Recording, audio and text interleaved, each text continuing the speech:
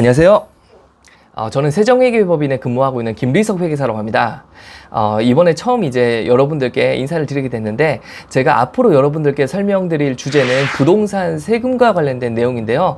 구체적으로는 양도 상속 증여에 대한 내용을 좀 더 쉽고 좀 자세하게, 그리고 쟁점이 된 사항들을 여러분들께 알려드림으로써 부동산 세금에 대해서 조금 낯설었던 부분이 조금은 해소되는 그런 시간이 되셨으면 합니다.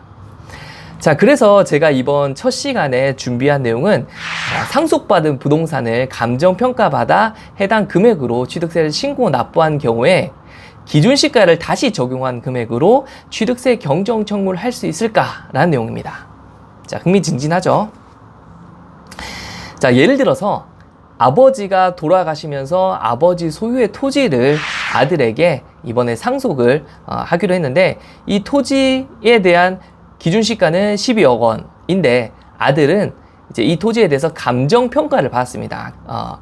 감정가액이 20억 원으로 감정평가를 받았는데, 아들은 취득세를 신고하고 납부함에 있어서 기준시가 12억이 아닌 감정평가 20억을 가지고 취득세를 계산한 거죠. 그랬을 때 감정평가 금액인 20억에서 우리 상속으로 인한 취득세율은 원시 취득세율인 2.8%를 적용한 0.56억의 취득세를 부담한 거고요. 근데 만약에 기준시가를 적용했다면 12억에서 2.8%를 곱한 0.336억만큼 취득세를 부담했을 거예요.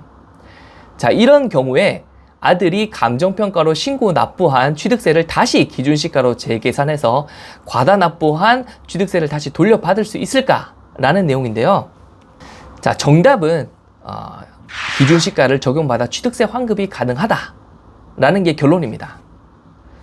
자, 우리 결론부터 제가 일단 말씀을 드렸고요. 자, 구체적으로 살펴보면 다음과 같습니다. 지방세법 제10조 과세표준의 내용을 먼저 살펴볼 텐데, 자, 1항에서는 취득세 과세표준은 취득 당시의 가액으로 한다라고 규정하고 있고, 2항에서는 제1항에 따른 취득 당시의 가액은 취득자가 신고한 가액으로 한다. 다만 신고 또는 신고 가액의 표시가 없거나 그 신고 가액이 제4조에서 정하는 시가표준액보다 적을 때에는 그 시가표준액으로 한다라고 규정하고 있습니다. 자, 그랬을 때 취득 당시의 가액은 과세 물건을 취득하기까지 소요되는 일체의 비용으로서 취득자가 신고한 가액을 의미한다라고 하고 있는데, 상속 등 무상으로 부동산을 취득한 경우에는 그 취득가액이 없기 때문에, 취득가액이 없으면 당연히 신고할 취득가액이 없으므로 시가표준액을 과세표준으로 적용하는 것이 타당하다고 대법원에서는 판단하고 있습니다. 자, 그렇기 때문에 아들 입장에서는 감정평가 금액으로 취득세를 신고하고 납부한 금액을 가지고 다시 기준시가로 재계산해서 과다 납부한 취득세를 다시 돌려받을 수 있다는 거죠. 제가 말씀드린 내용이 지금 현행 규정에서는 조금 바뀌었는데, 이게 어떻게 바뀌었는지 좀 살펴볼 필요가 있습니다.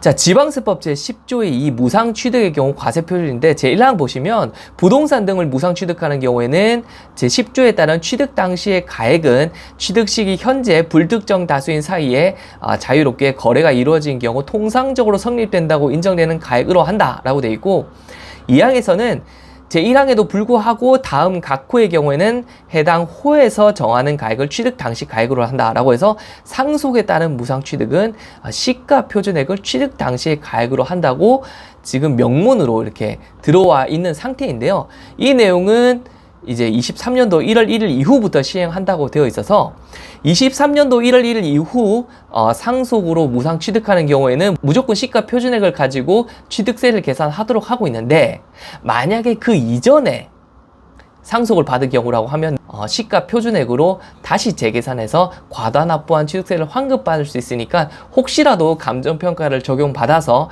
취득세를 많이 납부하셨던 분들이 계시면 경정청구를 통해서 세금을 환급받으실 수 있는 기회가 되셨으면 합니다. 자, 그래서 제가 이번에 준비한 주제는 감정평가로 취득세를 신고하고 납부한 경우에 다시 기준시가로 취득세를 재계산해서 세금을 돌려받을 수 있다라는 주제로 설명을 드렸고요. 앞으로도 부동산 세금과 관련된 다양한 주제를 통해서 여러분들께 좀 더 쉽고 자세하게 알려드릴 테니까 많이들 시청을 해주셨으면 좋겠습니다. 자, 다음 시간에 또 뵙도록 하겠습니다. 제가 준비해 주신 여기까지입니다. 시청해 주셔서 고맙습니다. 감사합니다.